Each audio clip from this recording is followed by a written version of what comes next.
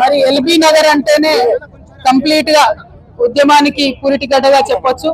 తెలంగాణ ఉద్యమంలో కేసీఆర్ గారు నవంబర్ 29 నాడు ఎప్పుడైతే దీక్ష కూర్చున్నారో అదే రోజు మరి శ్రీకాంతాచారి తమ్ముడు ఆనాడు ఆత్మ బలిదానం చేసుకోవడం జరిగింది.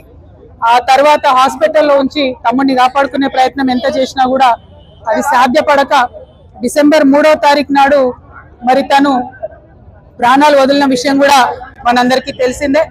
ఒక పక్క దీక్ష, ఇంకొక పక్క ఈ బిడ్డలు చేస్తున్నటువంటి త్యాగాలు, ఇంకొక పక్క వారి స్ఫూర్తితోని యావత్తు తెలంగాణ కూడా రగిలి ప్రతి ఊర్లో కూడా దీక్షా శిబిరాలు వెళ్ళడం, ప్రతి ఊర్లో కూడా ఆడబిడ్డలు బోనాలు బతుకమ్మలు ఎత్తుకొని ప్రొటెస్ట్ చేయడం, విద్యార్థులు అన్ని యూనివర్సిటీల్లో మరి పోరాటం చేయడం, ఉద్యమకారులు ఎక్కడికక్కడ పంతం పట్టుకొని ముందుకెళ్లడంతో ఇవాళ రాష్ట్రాన్ని సాధించుకున్న విషయం మనందరికీ తెలిసిందే.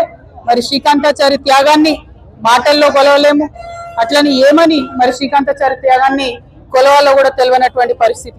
శ్రీకాంతాచారి లాగా ఇంకా 1200 మంది బిడ్డలు కూడా అసూలు బాసినటువంటి విషయం మీ అందరికీ తెలిసిందే.